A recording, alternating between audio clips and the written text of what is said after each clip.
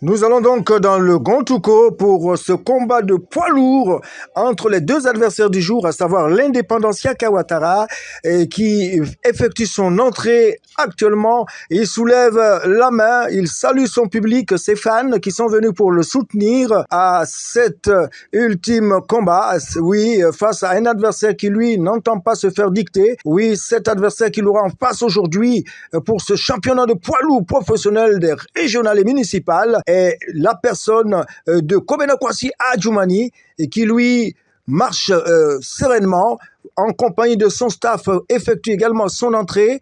Il reste convaincu d'une chose, il tient à garder sa chose. C'est ce que nous retiendrons cependant, bien évidemment, de cet homme. Voilà qu'actuellement ils sont sur le ring. Siaka Ouattara, lui, bien évidemment, qui sautille, qui effectue des jeux de chambre, voilà, et qui salue son public, qui lui répond favorablement. Et bien évidemment, c'est comme ça.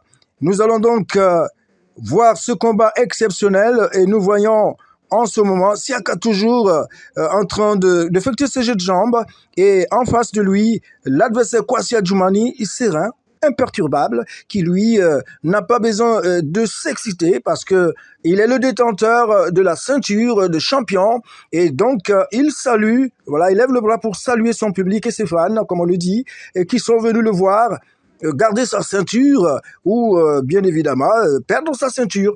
Voilà, l'arbitre donc va présenter les deux acteurs et leur inciter au calme et à la discipline pour ce combat du noblard qui les oppose.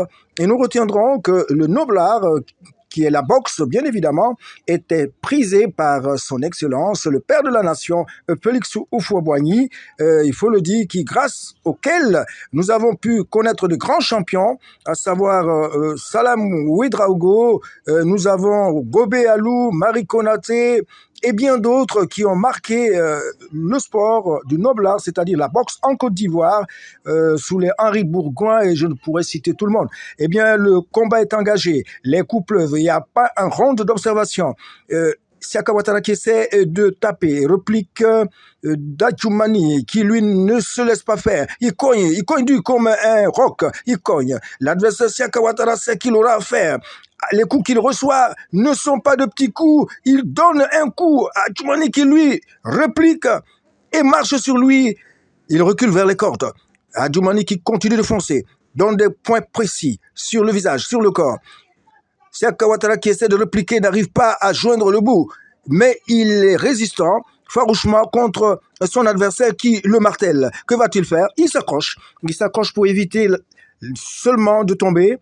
Et voilà, Kwasi Adjoumani qui lui relâche, le percute encore avec des coups de poing précis. Ils font sur lui, il envoie des coups véritablement qui font mouche contre les coups dans le vide de Siaka Ouattara, qui, ma foi, ne fait que subir. Lui qui, au départ, voulait faire une démonstration, se retrouve ébranlé. Il essaie de donner des coups, mais des petits coups insignifiants qui ne passent pas. Il reçoit pour autant, attention, il reçoit des coups véritablement précis sur son corps, sur le visage.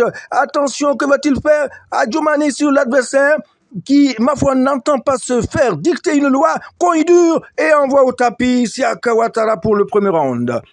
Siaka Ouattara qui part au tapis et pourtant nous n'en sommes qu'au premier round de ce combat professionnel poids lourd qui oppose ses adversaires qui sont en ce moment pour les municipales et les régionales dans le Gontuko. Voilà, nous pouvons apprécier l'adversaire Siaka Ouattara dans son staff qui est conseillé par son entraîneur à adopter une autre stratégie face à ce roc, à cet éléphant blanc du Zanzan qu'il rencontre dans cette compétition. Il faut retenir que cela fait plus de 22 ans sur l'arène politique que Kwasi Kobena Adjoumani démontre sa capacité de force dans cette région. Eh bien, le deuxième round sonne, les coups de poing pleuvent, encore une fois de plus, entre les deux adversaires qui cognent dur. Kobena Kwasi Adjoumani qui essaie de marcher sur Siaka Ouattara, qui recule, essaie de placer des coups de poing mais qui partent dans le vide. Kobena Kwasi Adjoumani qui parvient à ouvrir la garde de Sia Kawatara pour balancer les coups de poing. Il recule, adopte une stratégie contre les coups, bien évidemment, de Sia Kawatara qui n'arrive pas à bien placer les coups mais qui en reçoit. Et il arrive souvent à envoyer un coup sur son adversaire du jour, Kobena Kwasi Adjoumani, qui réplique par des coups de poing assez précis, qui martèle souvent, qui part dans le vide, mais qui font mouche. Et voilà, je dis bien précisément que ces coups de poing font mouche. Deuxième round, il se retrouve au tapis pour la deuxième fois, successivement. Et il faut dire qu'il a un adversaire teigneux après avoir reçu des coups de poing au corps, sur le visage et un uppercut. Il est compté à nouveau par l'arbitre. Mais il arrive à se relever à temps pour le troisième round. Et le troisième round qui va opposer encore ses deux adversaires pour la ceinture de poids lourd. Et bien évidemment, le combat se poursuit. Un combat si fort qui ne s'arrêtera que lorsque l'un aura gagné, bien évidemment, ou si on peut aller au nul. Mais pour le moment, nous retiendrons que 2 fois de suite, Sia Kawatara, le candidat indépendant, s'est retrouvé sur le tapis et il a été compté 2 fois. Il a réussi à se relever et il est actuellement en train de balancer des coups dans le vide. Il n'arrive pas à atteindre l'adversaire du jour, Kobena Kwasi Adjoumani, qui n'entend pas se laisser faire, qui cogne dur comme un taureau, comme un bulldozer. Et ce n'est pas pour rien qu'on appelle, bien évidemment, on le surnomme l'éléphant blanc du Zanzan. Voilà, il effectue des jeux de jambes, des styles typiquement techniques, comme Kobena Kwasi Adjoumani. Il réussit à placer des coups terribles, précis, et sur son adversaire qui ne fait qu'encaisser. Oh là là! Troisième fois, il est sur le tapis. Oh là là, des coups qui font mouche et qui envoient encore une fois de plus, pour la troisième fois, l'adversaire, à savoir Sia Kawatara au tapis, qui sera compté par l'arbitre. Oui, mais il est résistant puisqu'il parvient à se relever pour s'offrir encore une fois de plus ce combat face à Kobena Kwasi Adjoumani pour le 4e round. Pas d'observation, il va se jeter dans la bagarre pour essayer de faire son retard, parce que 3 fois compté par l'arbitre et son adversaire est toujours debout et marche sur lui. Il faut retenir que ce n'est pas facile. Oui, son adversaire qui marche sur lui et qui continue de marcher sur lui, Sia Kawatara n'aura le salut que de mettre son adversaire KO, mais ce ne sera pas facile parce que Kobena Kwasi Adjoumani ne va jamais se laisser faire. C'est ce que nous sommes en train de voir. Il a une bonne garde, une bonne technique de frappe et il arrive à faire mouche quand il veut. Nous remarquerons que ces coups qui pleuvent actuellement comme une tempête qui se déferle sur l'adversaire du jour, à savoir le candidat indépendant Sia Kawatara, n'est que cette façon volontaire de démontrer qu'il n'est pas prêt à laisser sa ceinture à cet adversaire qui retrouve le tapis pour la 4e fois. Et ouais, il retrouve le tapis pour la 4e fois. Et cette fois-ci, ce sera difficile pour lui, de la manière dont il nous est donné de voir, de percevoir ce coup qu'il a pris.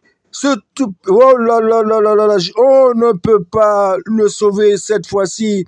Il se relève, il s'écroule, il est compté par l'arbitre. Et c'est le chaos retentissant à ce 4e round qui lui a été infligé par Kobena Kwasi Adjoumani, son adversaire du jour. Et voilà, son staff essaie de le relever du tapis pour que la proclamation, bien évidemment, du résultat qui est connu d'avance, une proclamation connue d'avance parce que c'est un chaos technique, le clock out. Voilà, il faut retenir qu'il a résisté, il a fait ce qu'il pouvait.